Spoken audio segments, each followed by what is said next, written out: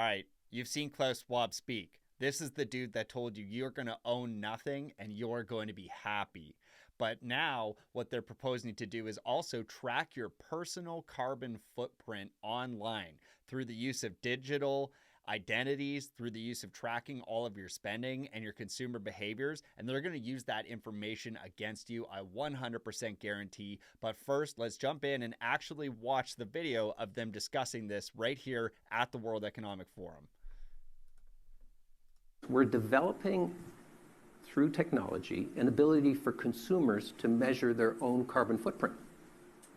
What does that mean? What does that mean? Where are they traveling? How are they traveling?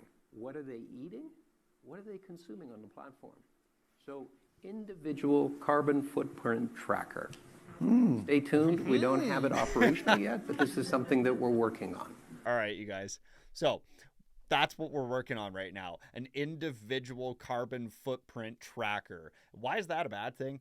Well, here's the deal. If you're like me and you drive a truck, naughty list. If you're like me and you actually like, going out to restaurants for dinner, you like consuming products that you feel are a great fit for you, your values, your family, your community, well, that could put you on the no-no list too. The reality is here that what's going to happen is that these guys are going to dictate from top down what good consumer behavior is. And this is all going to factor into things like ESG scores, right? Environmental, social, governance scores. And this is really just another way to track you, limit your privacy, and exploit your consumer behaviors and use them against you. So if one day you get a corporate sponsorship from one brand or one company or one industry, say like the pharma industry, and you decide that you don't like that company, you don't support them, well, if they're major contributors to the World Economic Forum and the various cabinets that they have self-described actually penetrated, like the Canadian government, if you don't like the companies that are supporting them,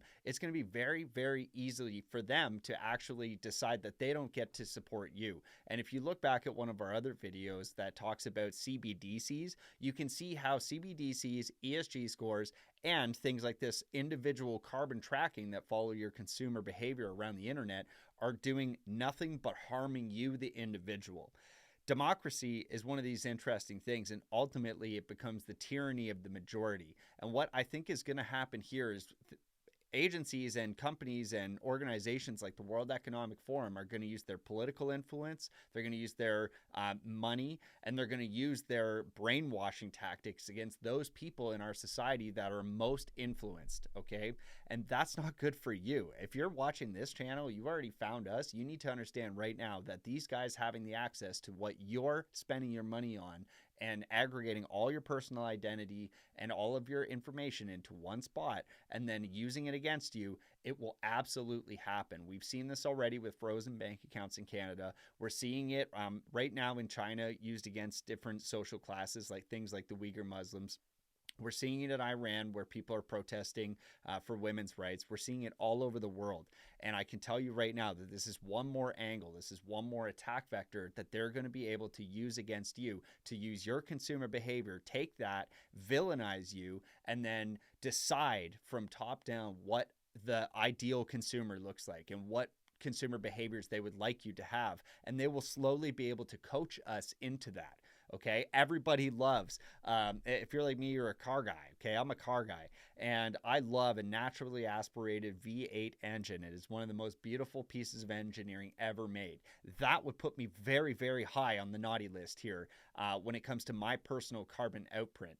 Now, my personal carbon footprint. But what that doesn't take into account is what other things I'm doing to replenish or rejuvenate or to take carbon out of the atmosphere. And I think that this ultimately comes back to as well is this this decision of agency. Like, am I allowed as a free citizen in my country to actually purchase the things that I want to purchase, travel when I want to travel, and travel how I would like to travel, whether I want to take my truck, take a plane, take my car, right? And I think that the further we go down this rabbit hole, the more likely there is to be a slippery slide where we look back and we think about and remember as a piece of history the freedoms that we used to have.